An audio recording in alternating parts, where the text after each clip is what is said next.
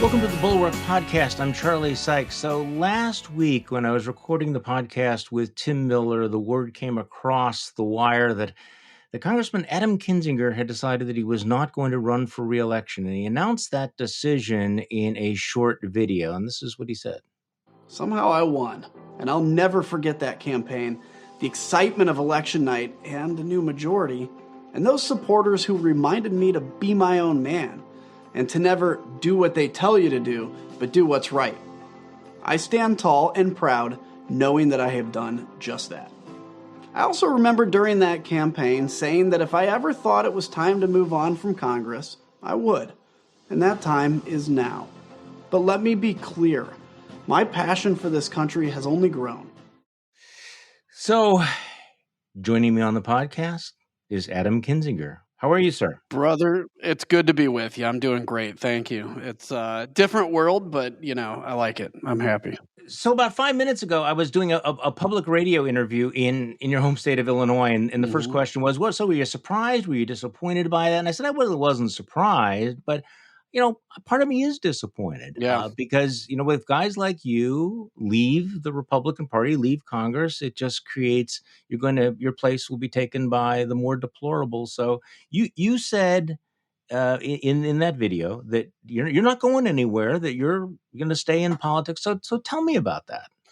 Yeah, so look, you have to in this business, be honest with yourself, be honest with your constituents. And look, at the end of this term it'll be 12 years in Congress. But I also recognize that look, when this term's over, let's say I win again, okay? And that's a tough thing in today's Republican Party. Let's say I win again. I come back to DC and continue the same fight against now a majority. Where can I make the most difference? Where can I have the biggest impact? Country First has grown exponentially. The ability to go out and talk to people in Democrats, Republican, and independent circles. I think there's a desire for something else. But the biggest thing too is look, I got it 10 years ago. I was drawn in with a Republican member of Congress, Don Manzullo. And we had to have a bruising brother against brother primary. And I always realized if that ever happened again, I'd never wanted to go through that again. The Democrats targeted me. I mean, look, 2 blocks east of where I live is a whole different congressional district. They obviously drew me in with another Republican. And that's just not, I'm not interested in going through another bruising primary like that. Ultimately win or lose, but if you lose, does that only embolden the other side? How can I make the biggest impact? I'm not ruling out governor. I'm not ruling out Senate. I'm not ruling out anything, but I think the time on the House is over. It's time to move on and to fight harder and harder as I can. You said a couple things there that I want to come back to, but let's talk about this. I know that Jonathan Last wrote about this in the Bulwark, that it was disappointing that the Democrats did target you. Yeah. I mean, they could have at least acknowledged that you had taken this stand, and this kind of felt like politics as usual, when in fact it's not politics as usual. So was that disappointing to you? Did that surprise you that the Democrats cut you no slack, gave you no credit for the stand that you've taken? I guess it didn't really surprise me because, and I'm not complaining, but I look at it and I go, Really? This is Chicago. Chicago, all they care about is the raw numbers. They're obviously getting a lot of pressure from DC, to go from when I was elected, we had 11 Republican members of Congress in Illinois. We're down to 5. After this map, if the map holds, we'll be down to 3. I'm saying if it holds in terms of what they expect the outcome to be. And yeah, I mean, look, is it a disappointment? Sure. Because what I've been saying, and it's not again about me, it's about the fact that I've said this a number of times, I know you have too, which is I'm not sure the Democrats truly understand the threat that exists to democracy. I'm not sure they truly understand, like I do, like you do, like most of your listeners do, that this is the kind of thing where in 2 or 4 years, we could end up in a very different country that doesn't recognize elections and stuff.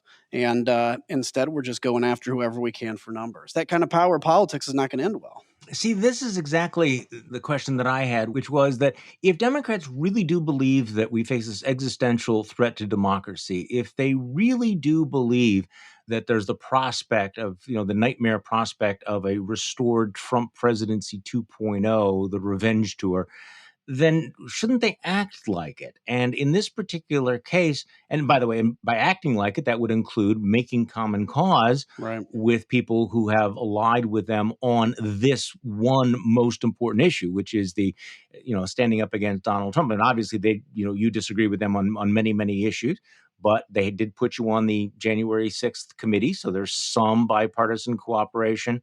But that is disappointing, because if you did regard this, if they really are serious that this is the overriding issue of our times, then shouldn't they be more open to making common cause with people who agree with them on that issue? I think so. And I think the problem is, again, it's not understanding the real threat that exists. I think, it's Maslow's hierarchy of needs. We can disagree on every issue under the sun and be, political enemies. But when all of a sudden basic things like survival and food and shelter is at threat, which I would argue, is the case when it comes to the threatening of democracy, when it comes to the road to a civil war, that all of a sudden should become your top priority. Now, I'm not saying this to say like Democrats should give me a pass or ask. I'm still I still am a conservative, but I just don't think that there is the recognition out there that this is serious. The answer, for instance, to what we saw in the Virginia elections and stuff isn't necessarily that we need to spend more and more and more. And people were voted for Glenn Youngkin because government didn't spend enough. It's because there's a lot of deeper issues out there that we all have to get to the bottom of to save the future of this country. So you also mentioned that you're not ruling out governor or senator, but don't the same political dynamics apply, which is that 70-80% of Republicans insist on loyalty to Donald Trump Yeah. for Republicans? Or are you talking about running possibly in a primary? Would you consider a third party bid, independent? What are you thinking? Look, those are all possibilities. If I did decide to do this and I ran as a Republican, I would not be a different Adam than now. It would be an aspirational campaign, hoping that that's enough to get you through a primary, particularly in Illinois. If it's not, that says a lot. If it is, you continue to run an inspirational, aspirational campaign in the general election. The other thing is, in Illinois, for instance, to become an independent and run as an independent is like virtually impossible because if you want to run as an independent for the House, for instance, for US Congress, if you run as a Republican, it's like 800 petition signatures. If you want to run as a independent in Illinois, it's like 16,000. And by the way, anybody that signs your petition can never have voted in a primary before, right? Ever. Ever. Okay. All So right. you so that's like these are the actual physical obstacles that exist to challenging the status quo. But look, if I don't end up running, it's fine. I'm going to tell you, I will look seriously at possibilities for 2024. I want to see where the country first movement grows. And if it means, challenging Donald Trump for the nomination, it's something I wouldn't rule out. You would not rule that out. I wouldn't because I don't. look, I know that it would be hard, right? But I think what I've come to realize is like the thing that our party is lacking and the country is lacking is true people out there telling the truth and leading. And sometimes if that means, as a candidate for a bigger office or as something that gives you a forum to tell the truth, we need people being willing to do that, being willing to lose to get the message out. Michael Wood in Texas, for instance, he lost, but he talked to millions of people and told the truth. And I was so proud to support him for that very reason. Now, did I see that you actually endorsed Evan McMullin, who's running as an independent conservative in Utah against Mike Lee? I did. So is this something that you're going to be doing? Are you going to be speaking out on other races outside of Illinois? 100%. Yeah. And because that's what I think is important. So, when I was in Utah with Evan, I had gotten asked a question like, well, are you giving up on the Republican Party or do you believe it should be independent? I'm like, look, in a place like Utah, it's easier for an independent to get on the ballot. Evan McMullin got something like 20% in the presidential election in 16 there. It would have been higher, except people kind of quote unquote went home towards the end. He has a real shot to beat Mike Lee. Hmm. And he has a real shot to consolidate Democrats, not by becoming a liberal, but by saying, hey, it's me or Mike Lee, by winning over independents, certainly, and some Republicans. I think he has a shot. And I think it is important for people to stand up with folks like that to challenge the status quo, because win or lose, he's challenging that and putting the Republican establishment on the defensive. So let's talk about the future of the Republicans. We devoted a lot of time talking about what the elections this week meant for Democrats in New Jersey and Virginia. I mean, ugly, ugly results for Democrats. But I want to just turn the script around. How are Republicans going to react to this? I mean, how will your colleagues react? Will this embolden them to continue the course? I mean, does this basically tell them everything we're doing is fine? Or do you see the possibility that some of them will think, hey, there's a formula here for moving past Trump, distancing ourselves from Trump? How do you think it plays in the Republican Party? Yeah, so I think there's good and bad with it in terms of just that raw reality. The good is, I think Glenn Youngkin does show a Republican who desires to distance him or herself from Trump a path to do it. Okay. The bad thing is, I do believe the vast majority of Republicans, and I wasn't in the conference meeting today, but I'm sure, Mm. when I'm in those, which I haven't been in a year, but I'm sure the discussion is this is proof that what we're doing works. And you know what? It may. The culture war stuff, the division, that does work. The problem is it may work for 2022. God forbid it could work for 2024. But in the long term, it destroys very nations and destroys parties. So I think, while it's certainly an interesting race, anybody can take their lessons from it. I think in one case, it does give people a pattern if they want to, break away. But I also think as a party, it reinforces things like let's use critical race theory, culture war, et cetera. And that's, again, on the short term, it works. Long term, it's what divides countries to the point we're at today. What does it say, though, about Donald Trump's clout? Clearly, Youngkin and McAuliffe, I think, agreed on this, that Donald Trump would be a net negative for the Republicans if he came. So clearly, Youngkin had made it clear, don't come. We don't want you here. Please stay as far away as possible. McAuliffe was virtually begging Trump to come to Virginia. So obviously, Trump himself is doing a victory lap, spiking the football, saying this was all about him. And I suppose you could argue that in part he's responsible for the juiced up turnout in the southern parts of the state. So give me your sense of, how will your Republican colleagues evaluate the clout of Trump in a general election? Yeah, I think they'll evaluate the clout however they want to, Yeah. however they want it to benefit them. But here's what I Hmm. think is even a bigger problem, which is it's not so much in my mind anymore about Donald Trump. I do think if he runs in 2024, he's the front runner. I think he wins the Sure. nomination. Hmm. But I think Trumpism is now the thing. Like I think Donald Trump, it really feels to me a little bit like he is a almost non-relevant figure that people are using as kind of a weekend at Bernie's, keep pretending like he's relevant because we've learned his tricks. And now we're going to do that in fundraising. I mean, for goodness sakes, the NRCC put out a text calling, their own donors friggin' traitors. And then, That was you so know, strange. it's so strange. Yeah. And so my worry is that we're learning Trumpism now, and Trump is kind of just this figure we pat in Mar-a-Lago to allow us to use Trumpism. That to me is even more frightening than even Donald Trump's return, because that goes to the very soul of the party. And to people that, when I said I'm not running again, or when Anthony Gonzalez says he's not running again, that say, well, you are handing Donald Trump a victory. I get it. And look, I was disappointed when Anthony didn't run again.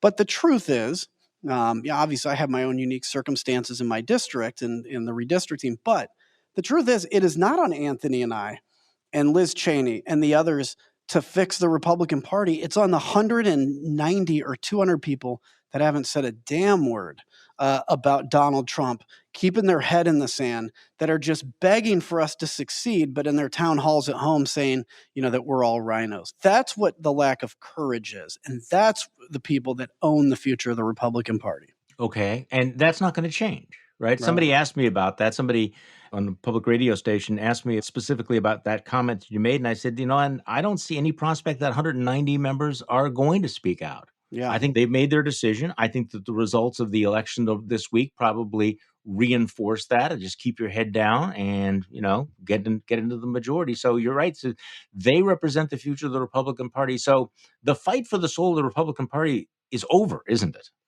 Or To an extent, it feels like it. I yeah, mean, it does. I mean, probably if we go back over the tapes of every time I've done your podcast, yeah. there's always a sense of optimism. I feel less optimistic. And I feel less optimistic because the church, I used to consider myself an evangelical Christian. I have since shed that term because now I just say I'm Protestant because evangelical has become a political movement that I don't assign myself to. I think the church has failed.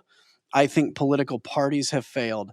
And so I look at this and go, if we continue down this path, and I don't see any real chance of us averting away from this path, then I think we may hit a point, we may be there now, we may hit a point where there has to be a serious movement for a third party. Or, does Country First lead a third party? Does it create, people within the existing parties that are for something? I don't know.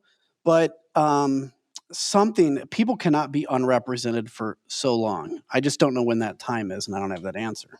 Yeah, I think I'm there with you on all of that because it doesn't seem that there's any prospect that you're going to have a non-Trumpian Republican Party anytime soon. But I want to go back to the point you made about how Donald Trump is really now kind of a figurehead in the party, and I think this is an important point. And I was having this discussion with somebody the other day and I think I've said this on the podcast as well, that the Republican Party really doesn't have a leadership problem; it has a followership problem. Yeah. It is that everybody is afraid of or listening to what's happening with the base. The Yep. entertainment wing of the party is dominant, and so what you have is political leaders who take their cues from what's happening at the grassroots state level, and so whether Trump is there or not. The soul of the party has been changed. I mean, this is the Republican Party right now. It has been Trumpified, and if Trump disappeared from the stage tomorrow, it wouldn't fix the Republican Party because this is what they've become. And in some ways, he's a reflection of that. He didn't actually bring anything new to the party. He simply emphasized things that were already there and that have become much, much more dominant over the last 5 years. Yeah, I agree with that. I agree with that assessment because I always say this, like, you get all the question of did Donald Trump cause this or Right. not. I think Donald Trump was the result of this, but he also accelerated it. He was an accelerant because never before had we had anybody just stand up and say such ludicrous crap, right? Right. But you look, I mean, right after the Virginia election, Donald Trump puts out like 4 press releases, which are just bat crazy. And people are like, okay, whatever. You realize he doesn't make headlines anymore. But whether he's there or not, who is going to be the next Donald Trump? And there will be somebody because he showed that at this moment that works. He showed that if the NRCC says you are a traitor, you current donor to us, on fixed income Social Security are a traitor because you haven't donated again. By the way, probably raised a ton of money. And we live in a time where we have to raise more and more money, and anger makes it easier and easier. And it is a doom loop that we cannot stop without people recognizing that we can. Here's like the quick existential kind of esoteric thing. I don't even know if those are the right Hmm. words, but big smart words. Um, you can't stop this until you know that you can. And unfortunately, Hmm. people are saying we can't do anything until we've seen results. And so they look at a few people and say, show us results. Well, we can't because we need more people. So, on the idea of third party or different movements within the party, people are waiting to see evidence that that works. But the truth is, it's not going to work until we all kind of jump off the cliff. It's, using the Flight 93 kind of thing. Todd Beamer himself couldn't have taken down and saved the Capitol, but a lot of people were able to. So let's talk about what happened in Virginia and in New Jersey. What's your read on the collapse of the Democratic coalition in those states? I mean, in New Jersey, this is a state that Joe Biden won a year ago by 16 points. He won Yeah. Virginia by 10 points. And New Jersey, it looks, as you and I are talking, like the Democratic governor will eke out a very, very, very narrow victory. It should not have been this close at No. all. Virginia obviously has now flipped.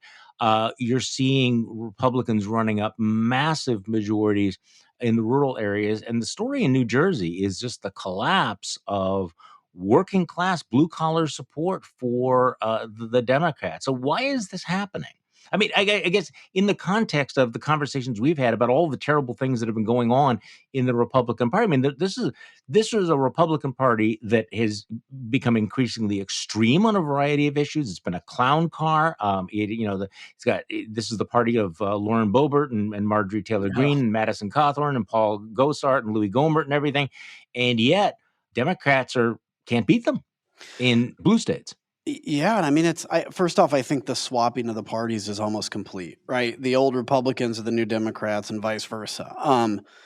I think that's almost totally complete now, and I So weird. think it is weird, and it's not even a swap in policies, just kind of, I don't know, culture. But I think it's a couple things. Number one, as I mentioned, I think the only way to pull this country out of this morass is with leaders, right? Anytime you think of a good president, you think of him saying something to the American people at a time when they feel very differently. So, 9/11, George W. Bush says, we're not taking this out on the larger Muslim faith. Of course, he could have said, let's go take out all the Muslims, and everybody would have been like, yeah, but that took leadership. Nobody leads. Public opinion follows leaders. Leaders follow public opinion. We chase ourselves into the traffic and get hit repeatedly. But the other thing is, I don't think that, I mean, look, take you and I, when we say something that's conservative, all of a sudden we are, and Twitter's not real life, but there is some reflection of it, right? We are excoriated. How many times do you get Right. Charlie, we thought you were different? Really? Right. Like, don't you want Oh, somebody that holds their principles, but your stripes are showing. oh my gosh, I And by can't the way, these believe are the this. same people who are saying, I'm just, looking forward to the time we can go back to arguing about issues, after Donald Trump and differing. And it's like, well, no, apparently not. Apparently we're Yeah. not willing to go back to all of that. Yes. Yeah, I get I've seen all the comments where it's like, let's trade Kinzinger for cinema and mansion. I'm like, no, trust me, that'll be a short-lived honeymoon. But yeah, it's like, I don't think the Democrats, and this is where I even have to get way better at it, is understanding when you're talking about, these people in West Virginia, disaffected folks, that the Republicans that Trump has been able to attract, is like, how do we talk to them? You don't talk to, red America by telling them that, you lost this election because you didn't spend an additional $3 trillion yet, right? There was nobody. Glenn Youngkin didn't win Virginia because the Democrats didn't spend enough money. He won Virginia because they're upset at what the Democrats are doing. And, I got to tell you, the Democrats right now are where we were 6 years ago when we were being held hostage by the Freedom Club in our party, and they were forcing us to go more and more extreme. That's where they are. Now, they don't have a Donald Trump yet that's going to accelerate that, but that's where they are. They're hostage to their extreme. It does seem. See, I've made this point before. I kind of have this flashback to the Freedom Caucus and Ted Cruz saying, we're going to, take this stand that has no chance of success, no end game, Yeah. and yet it was cheered on by the grassroots. It had the media echo chambers, and there's a very similar vibe from the Progressive Caucus here. And I also think that the Democrats would make a mistake in thinking they can solve all the problems that they face right now simply by passing those bills, because I think that there's something else going on here, and there is that disconnect. Yeah. As I've said, I think that you have for whatever reason, they have lost the ability to talk to some of what used to be their base. Yeah. And I don't know whether they're making a significant effort on some of these. And I know that there's a whole group of Democrats that just hate it when you say you shouldn't criticize us at all. But I think my point is, guys, if you think this is an existential threat, then you ought to recognize that we are providing some tough love. That Yeah. you have one job: do not screw this up. Because if you screw this up, if you fail, you will not just lose in New Jersey and in Virginia, but you're going to lose nationally. And then Donald Trump is coming back in the White House, and Donald Trump 2.0 is going to be a lot worse than Donald Trump 1.0, as horrible as that was. Oh, yeah, 100%. Yeah. And it's like, take the tough love, because look, it's like if I had some advice from 4 years ago that I could tell myself back in 16, it would be very basic. It would be like, hey, listen, you're going to recognize there are a lot of people that feel very disaffected out there and hopeless. Listen to them, hear them, but instead of turning their hopelessness feeling into anger, which will work, try to give optimistic reasons to overcome. And I wish I could have told myself that. That's where the Democrats are. And by the way, I do think that we're on the verge, and I don't think the Republicans have this yet. I don't think the Democrats certainly don't have it. We're on the verge of kind of the next iteration of where government goes is a restoration of local government. I think people feel so disaffected by the federal government that it kind of returns power to state and locals. Obviously, our party's not doing a good job of that. And also reinventing solutions, new solutions to old problems. Whoever grasps that will win. Unfortunately, both sides are stuck in the same debate when Ronald Reagan was running for president. Well, that is the problem. People say, "Are you still a conservative?" And my response, which seems weenie, is to say, "I'm just not sure what the word means anymore because clearly Sure. it's not 1981 anymore. It's not 1987. We just can't go through the same motions with the same sorts of policies, and I'm not sure what those what that governing philosophy is right now. I mean, you're a Republican member of the House of Representatives. Do the Republicans of the House of Representatives have a positive governing philosophy? Do they have a coherent plan for an alternative plan for healthcare? Because I don't hear No. it. No. I mean, so look, I actually think our replacement plan for Obamacare when we did this, had the Freedom Club not come in with their, hey, we can't have pre-existing condition protection, which was insane. That clown Rand Paul comes over and tries to make a big deal that we're doing it behind closed doors. Well, yeah, that's how legislation's drafted. But no, we don't have any response to that. Literally, the plan to take the majority is attack Democrats. I mean, I'm not a member really in good standing of the Republican Party, but Marjorie Taylor Greene and Madison Cawthorn are because they get retweets and they're nuts. And so no, there isn't. And we're going to win probably the majority just because that's what we're trending towards. But there is no broader plan. It's like, let's go back to what works, which is anger and division. And I got to tell you again, as Republicans, as conservatives, whatever that is, um, it is not. Look, Ronald Reagan's policies were perfect in 1980 because we had high, tax rates, we had stagnated growth and everything. We don't have to keep advocating the exact same policies. We have wage disparity in this country. I don't know the answer to wage disparity, but it's not higher taxes or lower taxes. We have, persistent poverty in this country. I don't know what the answer is to that, but I know that the inner city and the rural town have way more in common than anybody else. They should actually be allies instead of politically opposed to each other. And I don't know who the best candidate for president in 2024 is, but I know that the opposite of Joe Biden is not Donald Trump. It's not that, well, Joe Biden's not a great president, so we need to vote Donald Trump. No, we need a complete, utter, ground up reinvention of answers. We talk about when was the creation of the modern conservative movement. We need a new creation of the modern, whatever we can call it, the flabagel movement. I don't care. But whatever this new movement is and new solutions, because we are stuck in this morass. Yeah, I do think that the lack of solutions seems to be a problem. But you're right. I mean, obviously, if the Republicans get control of Congress next year, I'm guessing that the number one priority of the Republican House will be to impeach Joe Biden. Is that going too far? Oh, guaranteed. Look, we will have, they Yeah. already have articles of impeachment. MTG drafted him up the day after he was put in power. After all their outrage about how I voted to impeach Donald Trump, well, we're going to impeach Joe Biden because he's, 6 foot. And like, oh yeah, I think every vote will be some version of defund Obamacare, but for impeaching Joe Biden. It's going to be a blast. And by a blast, I mean awful. So tell me this: there's clearly still, and maybe you're all endangered species, but there's still clearly a group of House Republicans who would be willing to work with Democrats on certain issues. I mean, there was more than 30. What was it? 36 Republicans that voted in favor of the January 6th commission, the one Yeah. that was eventually killed. Yeah. You had at least 10 Republicans that voted to impeach Donald Trump. And yet it seems like we've settled into party line votes on almost everything.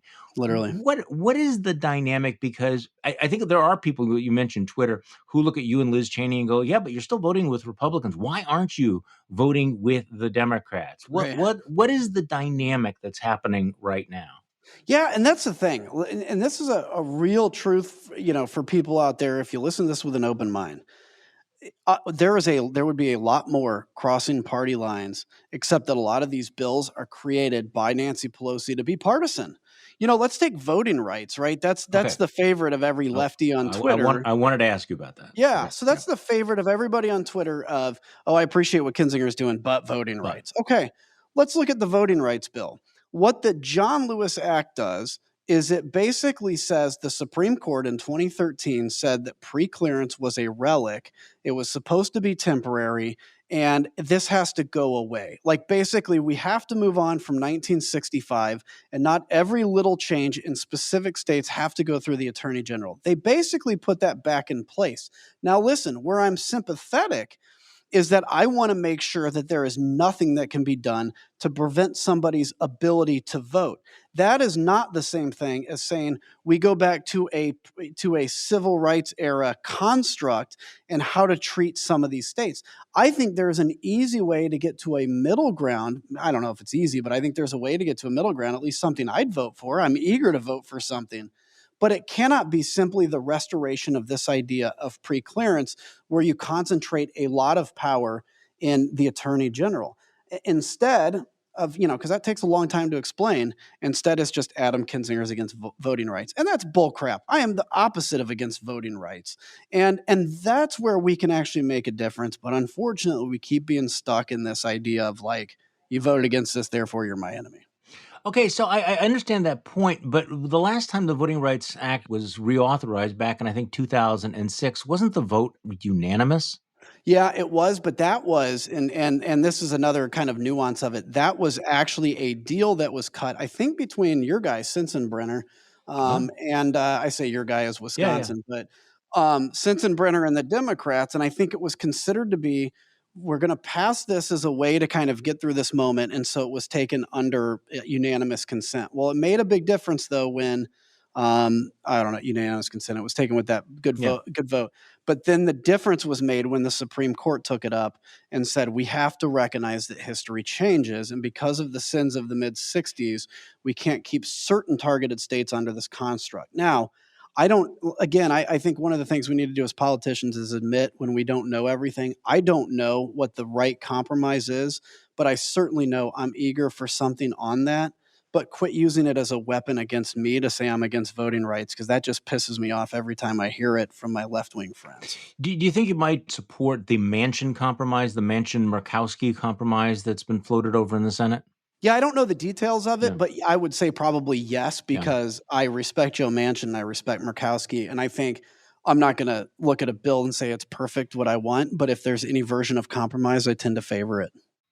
I said I was going to focus on Republicans, but thinking about what just happened with the elections, it strikes me that the Democrats have let Republicans off the hook in a certain way. That since they have been engaged in their circular firing squad, Republicans have really been in a very comfortable position of sitting on the sidelines, having no obligation to come up with anything positive, just sort of throwing rocks, while Democrats eviscerate one another because yeah, there's Twitter attacks on you, but about 100 times as many Twitter attacks on Democrats, right? I mean, Yeah. on Joe Manchin and Kirsten Sinema, and at a certain point, I want to say to the Democrats, guys, do you understand that you are attacking one another when the real dynamic here is that Republicans have are united against everything Yeah.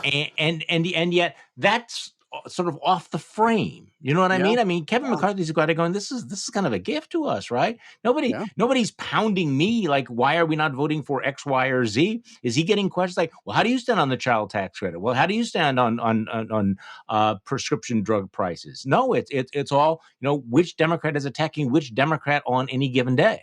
Yeah, I mean, he hasn't even answered. I don't think if Joe Biden's the legitimately elected president, Uh, all that skating he's done on January 6th, because he'll go do Fox News. That's it. And then he'll do a, press conference occasionally where he just, obfuscates, pushes to the Democrats. And look, it's the advantage of being in the minority, but the stakes are so high right now. And this is like, and now the Democrats are arguing $1.7 trillion, by the way, is just not enough. And oh my gosh, let's bring out the fainting couches. Well, look, again, Glenn Youngkin's victory wasn't because the people thought that, McAuliffe wasn't going to spend enough money. It was other issues. Spending is not going to be helpful for them. But that's, again, they're stuck in their kind of 1980s mantra. The Republicans are stuck in their 1980s mantra. Whoever comes along with a whole new 21st century mantra can seize the narrative. Well, see, that's the disappointment, I think, is that I think that there was a prospect for some kind of bipartisan cooperation on things like, pro-family, pro-child legislation. But I don't see that happening anymore. And I don't see that happening when Republicans take control of Congress next year, No, which I think is likely. It's not going to happen until the American people demand it happen, or until the American people quit responding to the text messages that say you're a traitor, or quit, spending 20 hours a day with, one of these national news stations on the background, boiling your blood, making you outraged. Because, Charlie, I quit looking at the news at some point. I mean, I still look at the news now, but, there are points where I take off of looking at any version of news, and I find out I am still as well informed as I've ever been. I just am less outraged. Until the American people say our engines have been on red line and the Republican and Democratic Party are abusing us, it's going to be the same. That's true. If you step away from it sometime, it's like it's almost as if you look around and go, "Oh my goodness, the sky is still there. Yeah. People are still decent and reasonable. People are not angry all the time about everything." And there's a little bit of a surprise there, isn't there, when you step away from it? So, I mean, how you mentioned before we started the podcast, that you sound like a guy who is pretty comfortable with the decision you've made, that you're loving life. I mean, do you feel kind of a little bit liberated? I mean, obviously there's a little bit of disappointment. I understand that, but how are you feeling about this now? Look, I feel very liberated, and I think it's helpful that, again, the Democrats put me in a position where I really didn't have much of a choice. So you don't sit around with a lot of regrets. But I'll tell you, here's an interesting thing. I landed Monday, so I fly myself. I fly my own plane back and forth, and I landed in DC on Monday with my wife. We get out of the plane, and I'm like, this is God's honest truth. This is the first time in years I have landed in Washington, D.C., and not felt a 600-pound weight like descend upon me. The weight of what you have to do, of these decisions, of all of this stuff. I feel happy. And then I got food poisoning, but that's, totally separate. But like, I feel happy. And so for me, it's giving me a clear vision to say, what is next? How do we keep this fight going without having to be in the morass of, taking partisan votes in Congress, running for a partisan election, and then talking about, nonpartisanship. Those are conflicting messages. Now I can just go out and say whatever I want to say whenever I want to say it. So we got to find the metaphor in the food poisoning, because that's like the worst feeling in the world. Except it's temporary. Yeah. Right. I exercised myself of all prior political, programming. And while it wasn't fun, I now feel liberated and happy. That's a bad one. No, I'm thinking of the last time that I actually had food poisoning. It's one of those moments where you're going, just kill me now. That's your will to live is destroyed. And the funny thing about it is I'm remembering this is like a long, long, long time ago. I had actually just been fired from the job that I had, which was is a traumatic experience. So, and I was doing okay. And then, somebody brought over a pot of like turkey soup or something that had been left out for a little while. And I was as sick as I've ever been in my life. And I'm thinking, this is kind of a low point. I need to make a note right now that I'm lying on the bathroom floor on the tiles saying, kill me now. 2 days after I just got fired from my job and I am sick as hell. But then, of course, a few hours later, you feel better and you move on with life. So, right? Yeah, so it's a hellish moment. You're going to look back on Congress as kind of like, and I had food poisoning for 12 years. Oh, yeah. Yeah, that's it. I feel exercised now and free. It feels so much better now that it's stopped. Adam Kinzinger, right. thanks so much for coming back on the podcast. Anytime. Thanks for doing what you're doing. I appreciate it. And thank you all for listening to today's Bulwark podcast. I'm Charlie Sykes. We'll be back tomorrow, and we'll do this all over again.